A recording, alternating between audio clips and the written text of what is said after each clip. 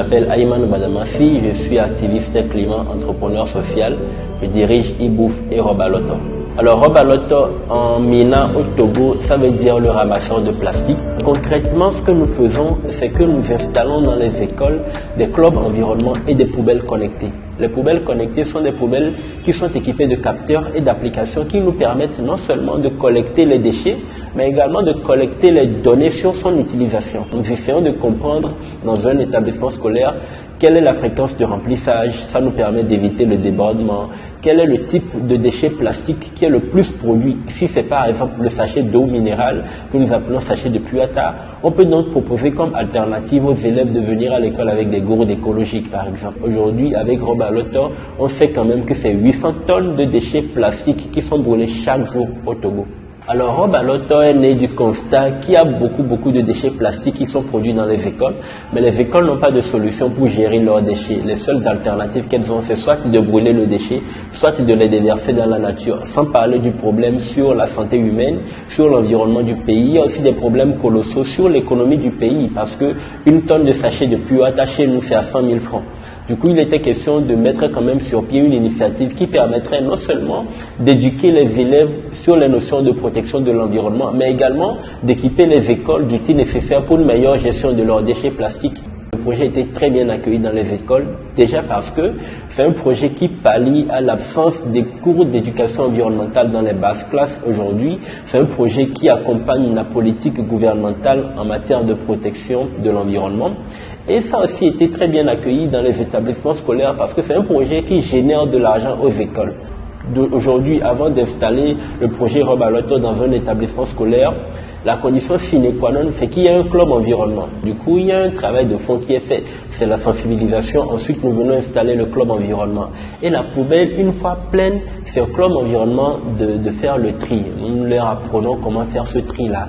Et quand nous collectons les déchets, nous les recyclons, nous les transformons dans des sacs que nous appelons aujourd'hui des robes à nous, qui veut dire en langue mina au Togo, les produits dérivés du plastique. Et ces sacs, une fois vendus, une partie de cet argent-là est reversée au club environnement.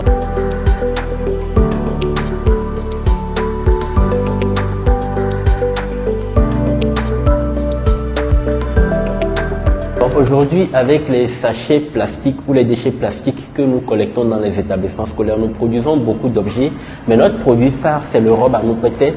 C'est un sac que vous pouvez le constater qui est entièrement produit à base de sachets d'eau minérale chez nous que nous appelons les sachets de Puata et qui intègre également un film photovoltaïque pour permettre aux enfants dans les milieux ruraux d'étudier. Une fois l'élève en milieu rural en train d'étudier, il peut laisser son sac sur le soleil. Le sac avec une batterie intégrée peut charger et à la nuit, pendant la nuit, l'élève peut utiliser donc cette batterie-là pour charger sa lampe, charger son téléphone ou tout ce qui peut lui permettre pour disposer de la lumière. Nous avons des perspectives assez lourdes. La première, c'est de pouvoir créer une application mobile. L'application est en cours de création. Cette application permettrait à des écoles X qui sont peut-être dans une région très éloignée où nous ne pouvons pas intervenir ou peut-être parce qu'elles sont peut-être assez éloignées de nous, de pouvoir elles-mêmes s'inscrire sur l'application, s'organiser pour mettre à disposition les déchets qu'ils ont en leur sein et aussi permettre à des structures de recyclage, à des acteurs qui utilisent le sachet pour transformation, de pouvoir eux aussi s'inscrire sur cette application-là et voir quels sont les endroits où les sachets sont disponibles. La seconde perspective, c'est de lancer une production en grande masse des sacs robes à nous, de pouvoir mettre à disposition des élèves dans les milieux ruraux. La troisième perspective également que nous avons, c'est de valider notre manuel de citoyenneté parce qu'aujourd'hui nous avons des clubs environnement que nous installons dans les établissements scolaires et l'idée c'est qu'à la fin de l'année, ces élèves-là puissent quand même avoir des notions dans beaucoup de choses, dans peut-être les changements climatiques, le marché carbone, le reboisement. Donc nous sommes en train de créer un manuel et nous espérons, en collaboration avec le gouvernement, le ministère des enseignements primaires et secondaires, valider ce manuel-là et le rendre disponible à tous les établissements scolaires.